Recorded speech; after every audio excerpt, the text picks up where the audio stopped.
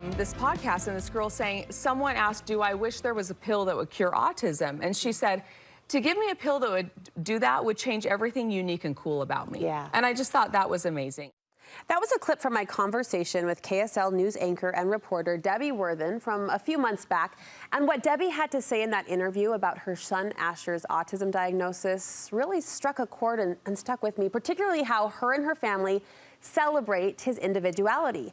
Debbie is back to continue the conversation, not just here in our studio, but we're excited to announce the launch of her podcast, Celebrating the Spectrum, which goes live on Monday. I'm so excited and looking forward to the conversations you will lead out there. You've learned so much, Debbie. Oh, it's been a year of learning, in this journey. And if you know Debbie, even through the screen, you know that you're a passionate person. You're a very warm person. Oh, that's but nice of you, thanks. What I sense from you is working with your son and through your son's situation has peeled back new layers of yourself too. Yeah, it's introduced both me and my husband to new sides of us that we didn't know existed. Yeah. And I think really it's Mama Bear emphasized, you know, because you talk about your kid getting this diagnosis, which is scary. Yeah. You know, it's a life-changing diagnosis. The one thing you're clear on when you get that diagnosis is it's life-changing.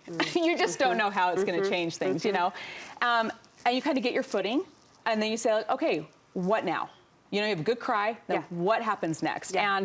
And that's when you just start saying, okay, I got to get resourceful. I got to figure this out. We got to get the best situation for our kid and what's out there, what needs to be out there. The name of your podcast kind of hints at, I think, your overall attitude to this. We aren't embracing the spectrum. I mean, we are, but we're going beyond that. We aren't just understanding the spectrum, we're celebrating the spectrum. What does that mean to you, to celebrate? The name of the podcast was really important to me because I wanted to have a really positive tone.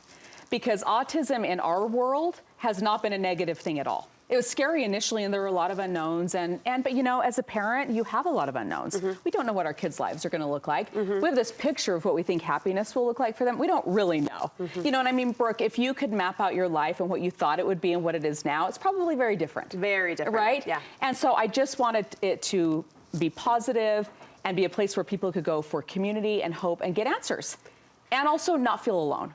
What are some misconceptions that maybe prevent people from doing what you just described, celebrating the spectrum? Yeah, well, I will say that our son is a pretty mild case compared to some that I've seen. So it might be a little bit easier for us to celebrate than others. And I recognize that. And I feel very blessed because of that.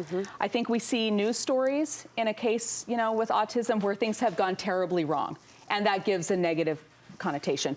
When I first started reporting years ago, I did a story with a woman with 2 autistic kids. And this was before insurance covered autism services. And I vividly remember thinking, I hope I never have to go through that with one of my kids. I couldn't handle it, you know? So we just have all seen this different side where I think just now society is starting to embrace and recognize there are all these amazing things that come with autism if we can get our kids and adults the services that they need.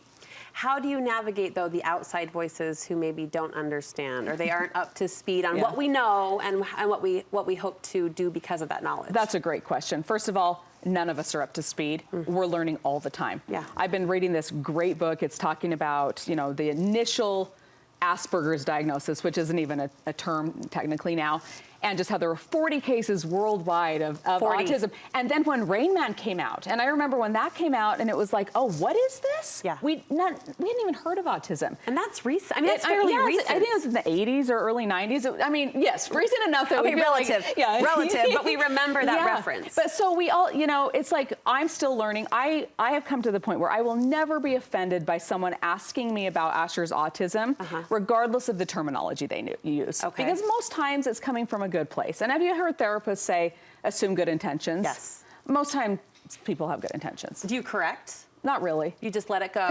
My family, I do correct. Sure. Inner circle, you're going to get the one, too. I mean, like inner, yeah, you know. Yeah. But other than that, no. It's more important to be talking about it and to sharing experiences than getting hung up on has autism or is autistic or those terms that, you know, they do matter to us, but I think the acceptance and the awareness is bigger. That idea, giving the benefit of the doubt, I think that's something that as women in general, we strive to work for just in our personal relationships. Yes. But I think of how hard it must be as a mom when someone says something, or a teacher or an administrator maybe isn't grasping on to the full picture, and it would be hard to give that benefit of the doubt consistently. Well, I want people who've been at this a lot longer than I have to be patient with me, so I'm going to be patient with those around me who have even less experience than I do. I know this is early in the game for me. Asher's 6, he's starting first grade. There's tons of anxiety for us as parents. Sure. But it is a learning process, and I want to learn together with people. We are on a mission for true inclusion in society.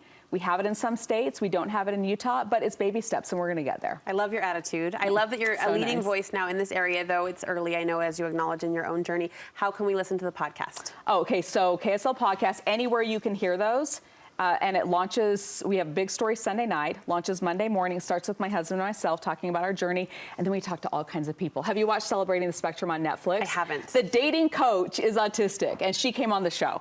Wow. Talks about it. She's amazing. I have a guy from Pakistan who's kind of a trailblazer in his area in the world, and it's going to be a lot of fun. I'm excited to listen. Thank you for Thanks. the heads up, for the preview. We'll link you directly over to this podcast come Monday from our website, and I'm sure a lot of people will be anxious to follow and listen along to the conversations that happen there.